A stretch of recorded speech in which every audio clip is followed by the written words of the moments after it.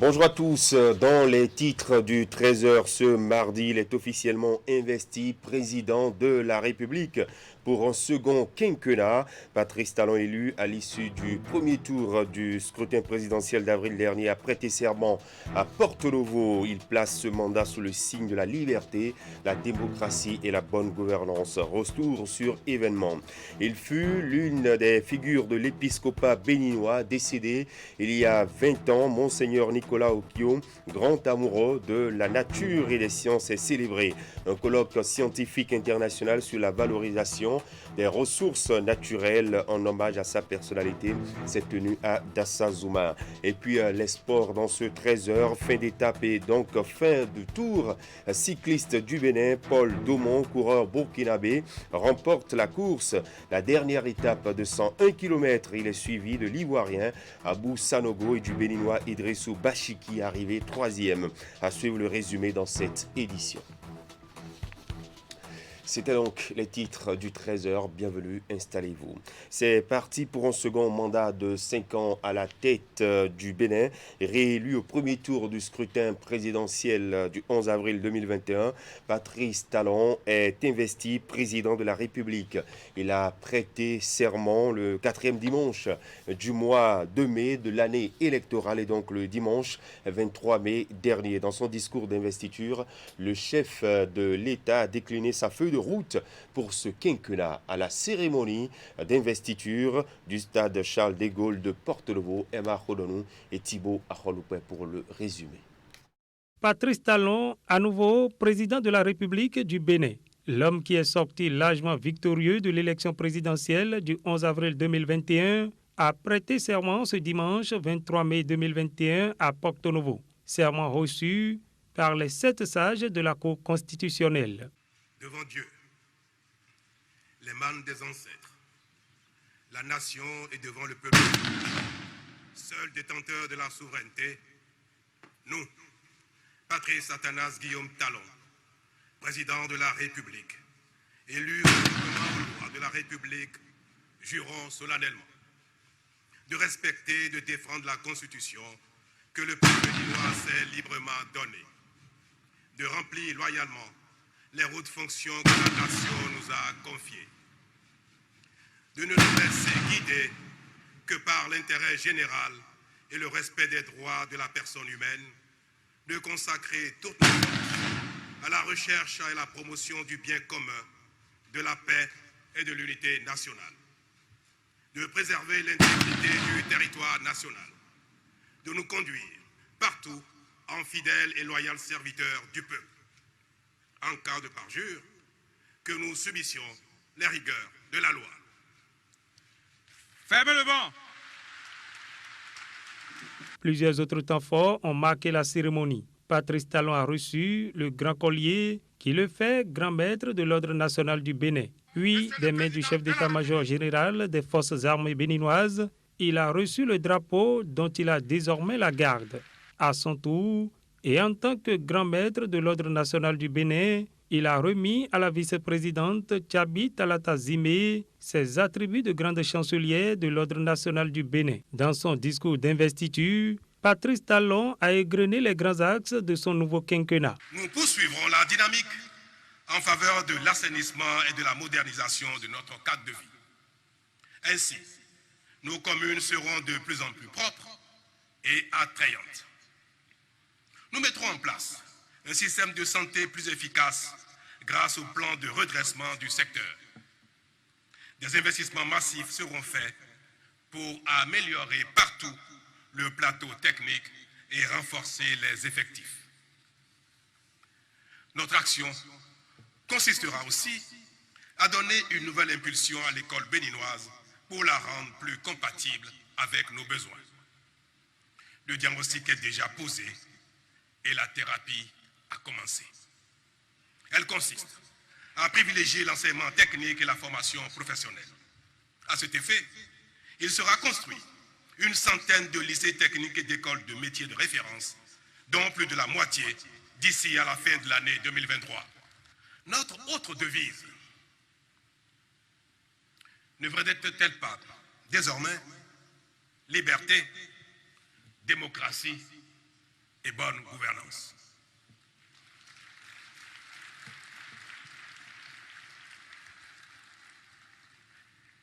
Elle définit le credo qui sera le mien tout au long du mandat, c'est-à-dire le bien-être de chacun, en particulier ceux des plus vulnérables d'entre nous.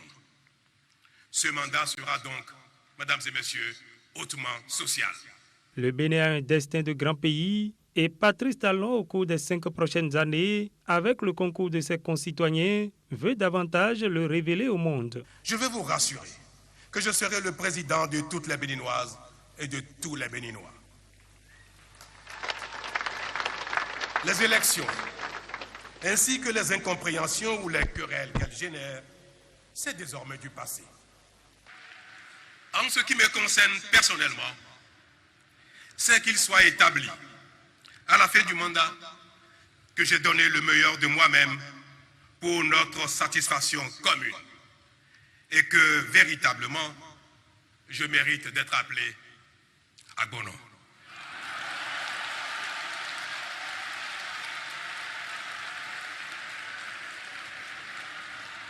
C'est parti pour 5 nouvelles années de défis à relever, 5 années au bout desquelles Patrice Talon veut amplement mériter la reconnaissance de ses concitoyens.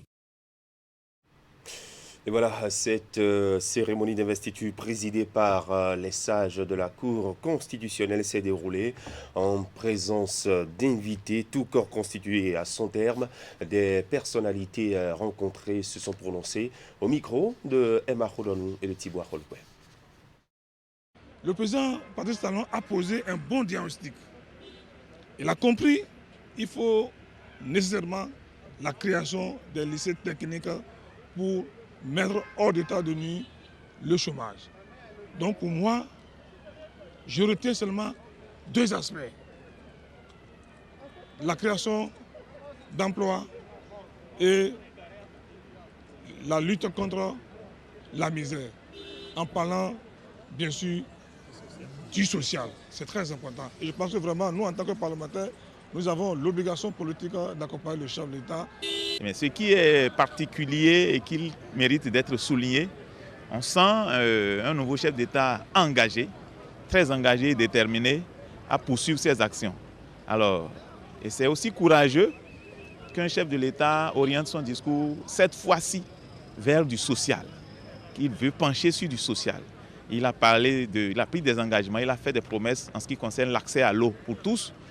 Il a pris également des engagements, surtout en ce qui concerne le secteur de l'énergie dont j'ai la charge. Pris des engagements, il a même promis, il a donné un délai pour l'accès à l'électricité pour tous. C'est une première. Le secteur de l'eau n'a pas été occulté, puisque à ce niveau-là également, nous avons eu d'énormes problèmes par le passé. Et je suis bien placé pour le dire, puisque étant du département des collines, c'est un département dans lequel nous avons beaucoup de problèmes en matière d'eau. Aujourd'hui, lorsque vous faites un tour dans le département, beaucoup de choses sont faites. Et le chef de l'État a pris l'engagement pour que d'ici 2023, nous puissions avoir une couverture totale en matière d'eau. Et ça, c'est à l'actif de tout le peuple béninois. Je suis convaincu également que son vœu le plus cher qu'il a exprimé tout à l'heure, à savoir pouvoir mériter le sobriquet Agbono que les Béninois lui ont attribué depuis 2016 et qu'il rejette en disant « attendez que je finisse le boulot pour savoir si je suis Agbono ou pas ». Aujourd'hui, il a monté d'un cran en confiant ce souhait, ce vœu à Dieu Tout-Puissant et aux mânes de nos ancêtres. Il fait un constat quand même qui est quelque chose de magique que moi je n'ai pas entendu ailleurs. C'est qu'il dit, si nous avons pu réaliser ce que nous avons réalisé en étant divisés, imaginez à quoi nous arriverions si nous étions unis. Et c'est ça que nous devons nous dire. C'est que nous avons des ressources qu'il nous faut retrouver, approfondir et en faire profiter la collectivité. C'était un discours génial et très court parce que je crois que ça a duré à peine une dizaine de minutes. Il a parlé de tout, économie, sociale, politique, justice et la bonne gouvernance. Et voilà, retenez donc que c'est une première au Bénin après la réforme constitutionnelle. Le président de la République est élu en duo avec son vice-président, Mariam Chabi Zimetalata Yerima, vice-président de la République, est désormais la grande chancelière du Bénin. Elle est investie dans ses fonctions de grand roi de l'ordre national du Bénin par le chef de l'État. Retour sur ces images en quelques secondes. Et en vertu des pouvoirs qui nous sont conférés, nous vous élevons au grade de Grand Croix de l'Ordre national du Bénin.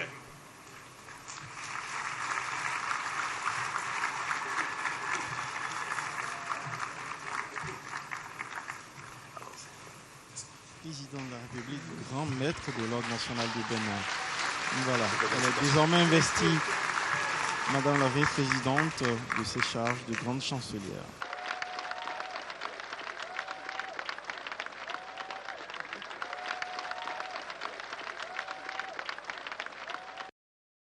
Et ce fut un dimanche festif à Porto Novo, la capitale du Bénin, des fiefs du Parti du Renouveau démocratique. Il s'est d'ailleurs illustré à travers une grande mobilisation pour célébrer la victoire du président Patrice Talon et de sa colistière. Les membres de cette formation politique et leurs militants ont véritablement festoyé.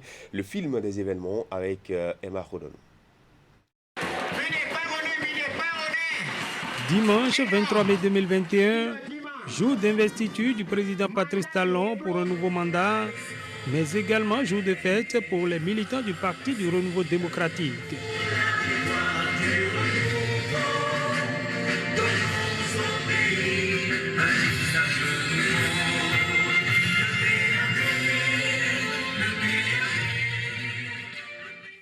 À l'invitation du parti, ils étaient près de 2000 militants à rallier Porto Novo pour célébrer la victoire du duo Talon-Talata, pour lequel ils ont fortement mouillé le maillot lors de la campagne électorale. Après l'effort, le réconfort donc, la victoire de Patrice Talon est également la victoire du PRD, dira Maître Adrien Hongbeji.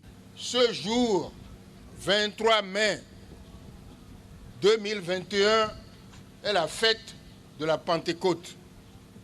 Spirituellement, c'est une fête très importante. Mais il se trouve aussi que ce 23 mai est une fête symbolique pour le PRD. Nous avons mené un combat. Personne ne s'attendait à nous voir au niveau où nous sommes arrivés. Nous avons gagné. Nous avons gagné. Nous avons permis au président Talon de dire qu'il a gagné à Porto Novo, qu'il a gagné dans l'Ouémé, qu'il a gagné partout au Bénin. Nos voix font partie de ces voix. Je voulais vous remercier. Ce n'était pas évident. Il était normal que le jour de son investiture, il était normal que ne pouvant pas tous aller au stade, il était normal que vous soyez réunis, que vous soyez ensemble ici pour que nous fêtions ensemble sa victoire, mais aussi la victoire du PRD. Merci beaucoup. Et d'habitude, quand on veut fêter, on mange, on boit, on a de la musique. C'est ce que nous essayons de faire. Le top est ainsi donné pour la fête. Sous les décibels de l'orchestre invité pour la circonstance, les invités du président Adrien Hongbeji ont mangé, bu et dansé pour accueillir le nouveau mandat du président Patrice Talon.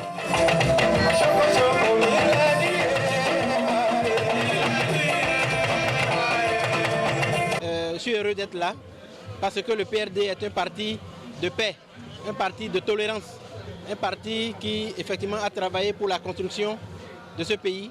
Aujourd'hui, nous sommes fiers de compter parmi les autres. Nous sommes heureux de compter parmi les gouvernants parce que le président Adrien Hongbeji a fait le bon choix au moment opportun. Après le jour, nous nous plaçons en deuxième position de ceux qui ont œuvré pour que le duo candidat Talon-Tala gagne les élections. Donc, c'est avec grande joie que nous sommes en train de fêter et bien sûr de déguster beaucoup d'aliments ici. C'est la fête de Porto Novo, c'est la fête du PRD, c'est la fête de l'Ouémé, c'est la fête du Bénin tout entier. Cette fête pour célébrer la victoire du président Patrice Talon et par ricochet celle du PRD s'est poursuivie tard dans la soirée. Et voilà, c'était donc la fête dimanche dernier du côté du Parti du Renouveau démocratique. Et dans la suite de l'actualité, il est attendu dans les heures qui suivent la composition du gouvernement. La nouvelle équipe gouvernementale qui va accompagner le chef de l'État, Patrice Talon, sera connue ce soir à 20h. Et dans l'opinion, notre rédaction a recueilli les propos des citoyens sur leurs attentes, l'attente de cette équipe gouvernementale. Et pour préciser, la liste est envoyée à l'Assemblée nationale pour avis consultatif du bureau de l'Assemblée nationale. Au niveau des citoyens béninois, notamment ces citoyens rencontrés dans la ville de Cotonou, qu'est-ce qu'ils attendent de cette équipe gouvernementale? Voici ce que souhaitent les Cotonouais rencontrés ce matin par Clément Tchadé et Elvis Tounoukoua.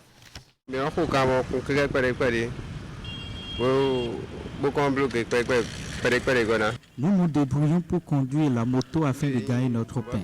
C'est ça, nous, notre travail. Maintenant, ce que nous attendons de ce gouvernement, que l'argent circule cette fois-ci. Après ça, nous voulons que tous les Béninois aient accès à l'eau potable et à l'électricité. L'emploi des jeunes. Nous voulons également qu'il accorde une place importante aux jeunes dans ce nouveau gouvernement. Les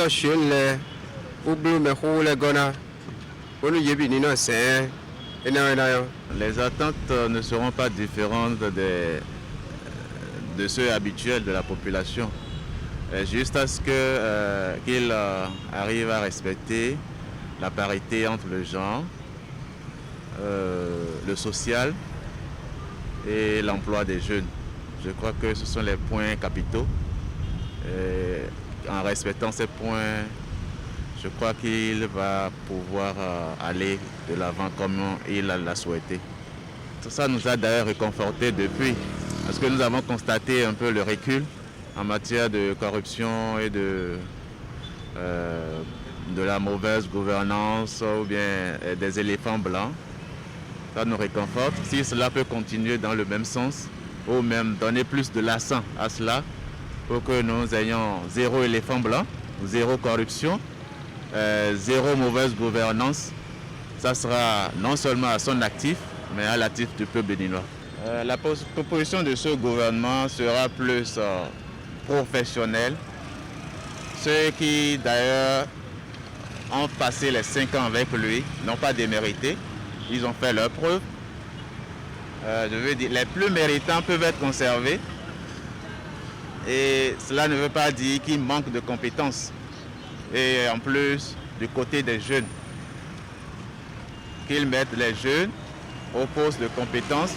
Monsieur le Président, ce que nous voulons de vous, c'est que dans notre zone à Djakota, il n'y a pas d'électricité, il n'y a pas de courant, il n'y a pas de l'eau. Nous, on veut tout ça là. Sinon, des femmes et des DG aussi, c'est bon. Maintenant, il faudrait que dans les deux côtés, ça soit un peu quoi. Je dis 15 ans, j'ai connu le Bénin, et voilà, je suis encore au Bénin. Il y a un très grand changement. Changement dans quel sens, dans quel domaine? Des infrastructures, le développement, la sécurité et surtout la corruption qui est un flot au Bénin dans les 15 ans passés. Aujourd'hui, je crois que ça marche. C'est un panafricaniste, ce Talon. Et c'est un gars que j'aime beaucoup. Moi-même en personne, j'ai fait campagne pour lui, tant même en Europe. Et un séjour au Ghana aussi particulièrement, j'ai appelé les gens à voter pour lui. C'est un gars type, c'est le président comme ça que nous voulons en Afrique. Je ne suis pas bénin pour connaître la personne, les personnalités, les personnes de leur morale, intellectuelle, conscience, qui fera ce gouvernement pour vous dire que telle personne ou tel est bon ou n'est pas bon. Mais chez nous, au Togo, il y a un adage qui dit comme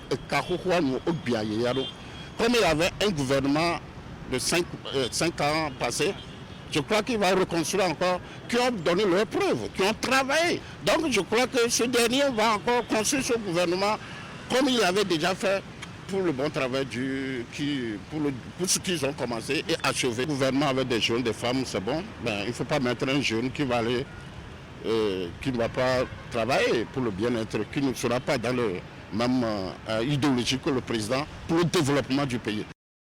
Voilà, c'était l'attente des citoyens béninois rencontrés dans la ville de Cotonou. On revient à présent à cette commémoration, 20 ans de décès de Monseigneur Nicolas Okio, ancien évêque du diocèse de Nati-Tengou, passionné de science et de nature. C'est l'un des héritages qu'il aura transmis à la postérité. On s'en souvient à Dassazouma, un colloque scientifique international de 3 jours a réuni des chercheurs venus de plusieurs pays. Ils ont échangé sur la valorisation des ressources naturelles dans le contexte du changement climatique, en vue d'explorer d'autres solutions de protection des ressources naturelles. Imet Hélène Amossou. Des sommités de la science regroupées à Dassa pour 3 jours au centre marial Notre-Dame à Rigbo, ils prennent part à un colloque international. L'événement qui coïncide avec le 20e anniversaire du décès de Monseigneur Nicolas Okio est placé sous le thème « Valorisation des ressources naturelles dans un contexte de changement climatique ». J'ai parcouru la flopée des communications, il y en a 35 au total. Ça montre l'engouement par rapport aux recherches scientifiques en matière de biodiversité, de changement climatique. Pour que on puisse comprendre combien il est important de prendre les décisions de développement qui doivent conduire les populations à s'engager dans des charges sur des bases scientifiques. Les assises sont placées sous l'euro-parrainage de l'évêque du diocèse de Dassazouma. Elles sont initiées par le laboratoire de biogéographie et expertise environnementale l'AB et le master intégration régionale et développement MIRD de l'université d'Abomey-Calavi. Venus du Nigeria, de la France et du Bénin, les chercheurs au cours de leur séjour vont développer et suivre plusieurs communications déclinées en 7 panels dont entre autres changement climatique, environnement et géomatique, climat, environnement et agriculture, forêt et aménagement participatif. Les échanges seront aussi l'occasion de revisiter les œuvres ainsi que la vie de Monseigneur Nicolas Okio. Mon vœu le plus ardent est que ce grand rendez-vous de mémoire et d'échanges scientifiques instille en nous l'engagement pour une écologie intégrale, faite de conversion et de responsabilité prospective. Durant son séjour terrestre, l'évêque d'alors de Nati-Tengou, tout en proclamant la parole de Dieu, a transmis à ses fidèles, à ses frères et amis son amour pour la science et pour la nature. À ses fréquentations, l'homme de Dieu a insufflé la nécessité de construire de leurs mains leur autonomie financière, alimentaire et autres. Monseigneur Okio, quand il était curé ici, il a compris que les quêtes ne peuvent pas lui permettre de vivre. Et il s'est mis à labourer. Et des gens viennent le voir sur la paroisse. Est-ce que ce que vous faites là, est-ce que c'est ça que vous devez faire? Il dit, mais celui qui parle là, Léon, est-ce qu'il t'a apporté du manioc? Et il te dit de ne pas labourer. Comment tu vas faire? Donc ça signifie que là, vous voyez, ce profil, l'idée qu'il faut se prendre en charge. Vous avez un doctorat. Est-ce que le doctorat vous permet de vous prendre en charge? Est-ce que celui qui fait le doctorat là a l'expérience de la gestion d'une ferme pour que, en attendant que sa demande cuise aille de bureau en bureau, il sache qu'on peut proposer des tangelots, des tomates, du maïs. Ces échanges scientifiques d'envergure ont également obtenu l'appui de l'Institut de géographie, de l'aménagement du territoire et de l'environnement, ainsi que le laboratoire d'écologie appliquée. Avant la conférence inaugurale, une messe a été dite en mémoire de l'illustre disparu. Il est envisagé dans les jours à venir la création d'une fondation au nom de feu Monseigneur Nicolas Okio.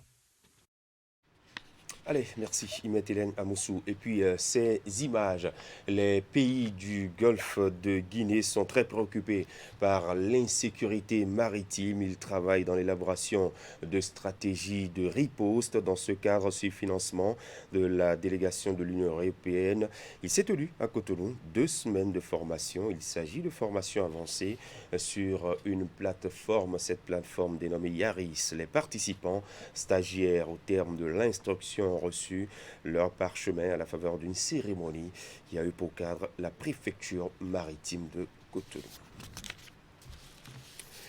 Les sports à présent avec les activités de la Fédération béninoise de taekwondo. C'est la reprise après l'arrêt imposé par la crise sanitaire du coronavirus. La saison sportive est donc lancée depuis samedi dernier à Cotonou. Nous précise ici Teddy Goudalo et Clément Tchadé. À la Fédération béninoise de taekwondo, les activités sportives au titre de l'année 2021-2022 reprennent de plus belle. En témoigne cette séance d'entraînement inaugurale qui permet aux pratiquants de confronter leur savoir-faire dans cette discipline. Le temps mort observé est dû à la pandémie de Covid-19 qui bouleverse depuis quelque temps les habitudes. Nous sommes très heureux de renouer avec la cérémonie officielle que nous avions déjà pris l'habitude de faire et qui marque évidemment la reprise des activités.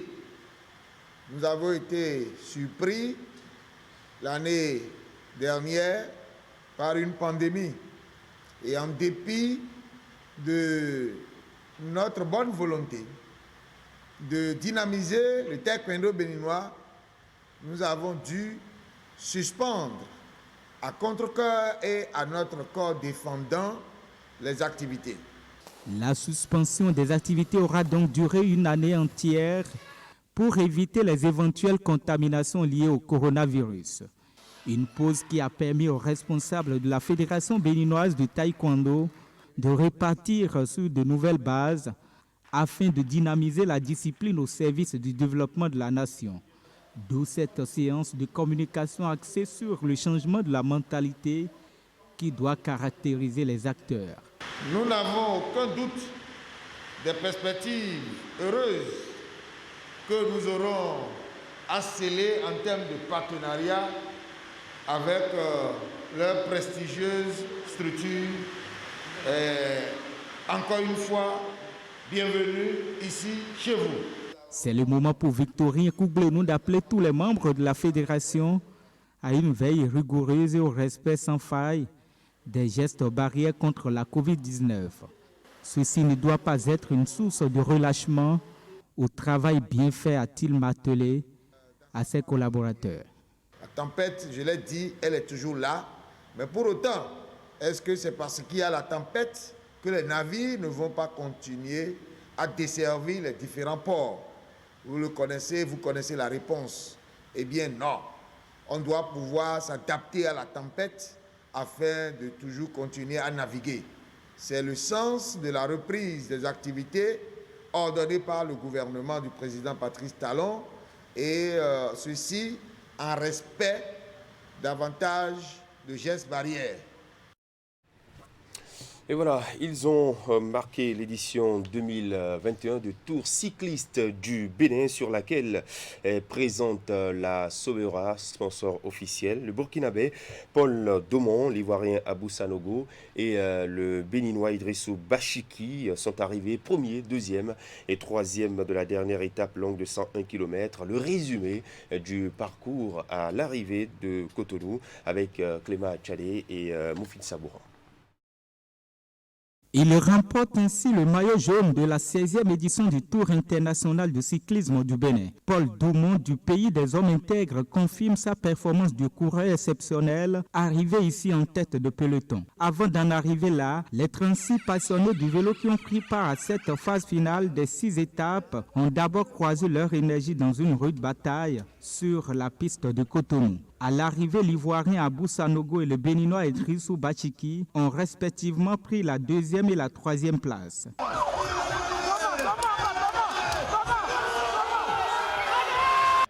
Oui, bien évidemment, c'est toujours émotionnel de remporter un maillot jaune. C'est un immense privilège de se dire qu'on a été le premier au terme de 6 jours de course. Donc vraiment, je pense qu'avec l'équipe, on a atteint cet objectif. On est tous très heureux parce que cette victoire n'est pas personnelle, mais elle est collective. Il y a tout le peuple burkinabé qui est derrière nous. Il y a toute mon équipe, tout l'encadrement technique. Donc vraiment, c'est une très belle victoire collective. J'avais déjà remporté le Tour de Côte d'Ivoire en 2019 et deuxième du Tour du Togo 2019. Cette fois-ci, on cherche des rouleurs costauds pour pouvoir faire un trait pour l'arrivée sur tout. C'est ce qui nous manque, ça. Sinon, on a presque tout. Il faut préparer déjà l'année prochaine. Bon, cette fois-ci, on va essayer de travailler c'est-à-dire en équipe pour éviter de chercher à travailler seul parce que je vois qu'on manque d'entraînement collectif. Au total, les coureurs ont parcouru ce samedi 101 km à travers 29 tours. Avec la réussite de cette 16e édition du Tour cycliste du Bénin, les responsables de la discipline ont adressé leurs remerciements aux partenaires dont la Sobebra et les autres qui ont accompagné ce grand rendez-vous sportif. Le président de la Fédération béninoise du cyclisme, satisfait des progrès, pense déjà aux prochaines éditions. Oui, satisfait à 80%. Les 20 autres %, c'est par rapport à quoi, monsieur le président? Et c'est pour l'amélioration dans la prochaine étape du Tour du Bénin. C'est-à-dire que nous allons essayer de mettre là-bas à 90% ou à 100% la prochaine fois. Est-ce que vos partenaires, que sont les sponsors, ont été satisfaits? Ah oui, parce qu'ils en ont eu pour leur grade, comme on dit. C'est-à-dire qu'ils ont été bien servis sur Canal et sur TV5. Ils en sont contents. Et déjà, ils s'alignent pour l'année prochaine. Pour ce 16e Tour du Bénin, la Sobebra s'est positionnée comme partenaire privilégié de l'événement avec ses marques Castel Bière, la boisson énergisante Incicel Énergie et l'eau minérale Aquabelle. Grâce à la marque Castel Bière, par exemple, la Sobebra a contribué au rayonnement du cyclisme dans la sous-région. La Sobebra a enfin remercié les Béninois et les autres pays pour leur fidélité renouvelée.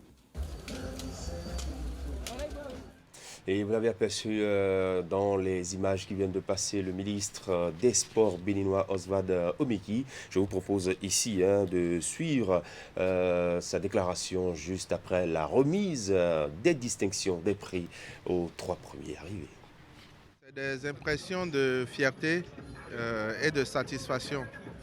Satisfaction pour toutes les améliorations qu'on a constatées dans l'organisation du Tour cette année. Satisfaction pour la qualité de l'encadrement que le comité d'organisation a réussi à mettre en place avec le concours des différents intervenants. Et surtout fierté de voir que dans notre pays, le Bénin, désormais, on peut organiser des tours de bonne facture, en sachant bien évidemment que les années à venir, nous souhaitons avoir encore plus d'équipes, avoir encore plus d'engouement autour de ce tour.